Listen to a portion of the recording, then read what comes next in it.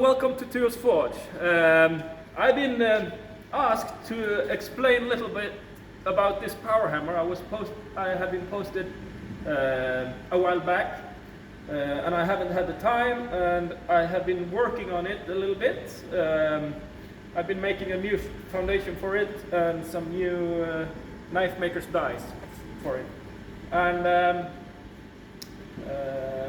I haven't had the time to do anything else with it, but now it's finished, and I will explain a little bit about it. This is a Sweden-made power hammer, and it's called Rickardsson of the maker, and it's what I know. There probably can be more of them, but it's one of the few that has a cast frame. It's actually welded constructions, and you can see here you have a big H or I beam as the base foundation, and here is another similar but smaller H beam that starts to make the H frame, or the C frame of the power hammer. So all of it is welded. So in that case, it's quite special just by that.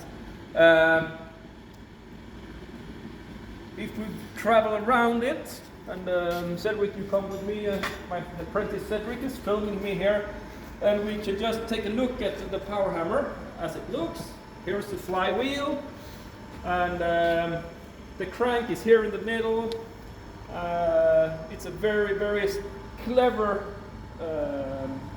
construction, and all this linkage is connected to the leaf spring that managed the power hammer's head, or the ram. And actually when we see it working later, you will see that it doesn't flex that much because of this quite clever construction. And the motor in the back, it's actually, when you look closer at it, it's very rough made, but in this way it's a wonderful machine actually. Flywheel is probably casted, I don't know, but that's the only thing that is really casted. So, and it has a friction clutch in here that is engaged by the pedal. Nothing to it, it's just two plates, one concave and one convex plate that goes together and make friction, and the power hammer starts hitting. And here we have adjustment hammer head weight that you can for different height of material. Actually, I prefer to use the highest point because it always meets the anvil. If you push the pedal a little bit down, then you get a little more control of it. The most cool about this machine is that it has a revolving sway block.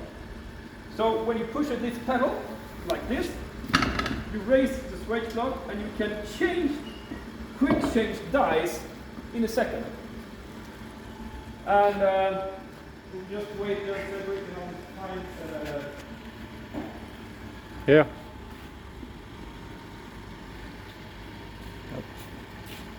Oh, I can't find it. Well,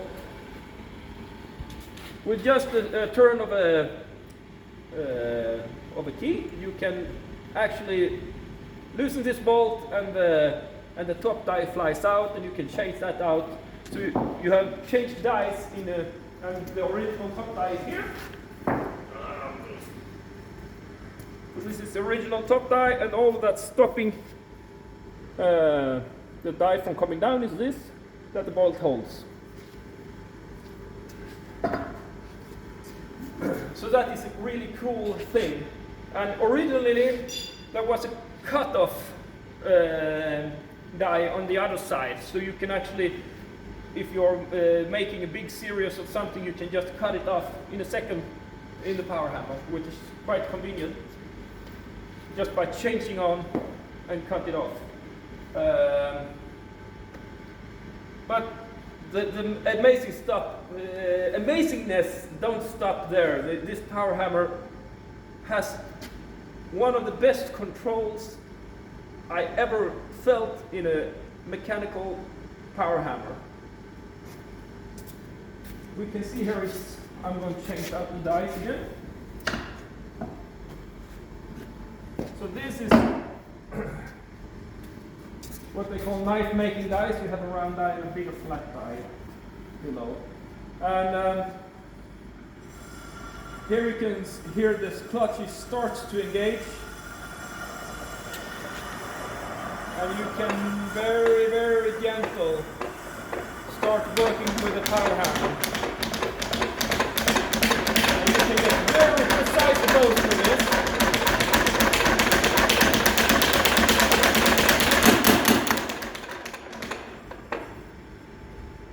And the ram weight of this is 25 kilos with the original ram. It's a little bit less with this one, of course.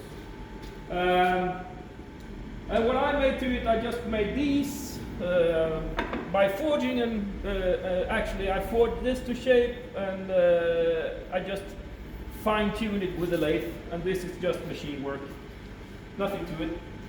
And these are really easy to change out because they have the same system. It's just loosen this screw and lift them out, and then you put whatever thing you want. So you can have a lot of different dies in this, and very easy to change. No wedges, no dovetails, no nothing. And it's amazing how good it sits in there, actually. So what I made also, I made a new foundation for it, because most of the power hammers made back in the days in Sweden were actually made to forge sitting down. So we're sitting on a chair and forging.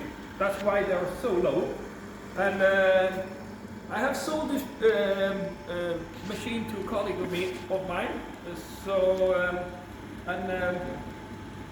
He's quite tall, so we have raised the dies so it's in a good working level for him. The problem is when you do this with with these kind of machines, the pedal is going to be up here, and who wants to stand on one leg working for several hours on a day? It would be very bad for your back.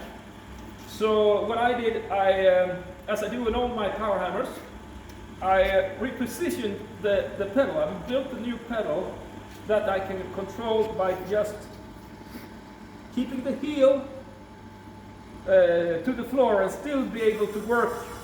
So you have good balance, and you don't need to stand on one leg, and that, because I think that is horrible. And this is a loose foundation filled with concrete. It's just a box of steel and filled with concrete. And I have made holes for a pallet truck to be able to move it easy. And this is a good way if you have a good shop floor. Otherwise you need to make a hole in the floor and fill it up with concrete, and actually as much as concrete that the machine weighs is a good way. But when it's a 25 kilo ram weight and it's on a shop floor like this, that can take a lot. It's very thick, so it's no problem having a loose foundation up on the floor. And personally, I will do this with power hammers up to 40 kilos, but not more.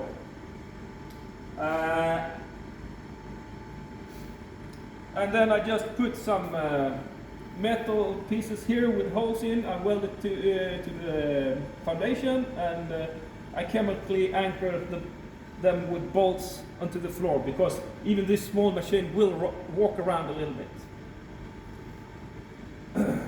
So everyone who puts their small power hammer on pieces of wood makes a big mistake, because you lose a lot of power in the hammer, because all the force that the hammer puts in is not coming back when you put it on wood. It goes through the machine instead, and not back in the material. So if you want to have an efficient machine, this is the way. So have a nice day.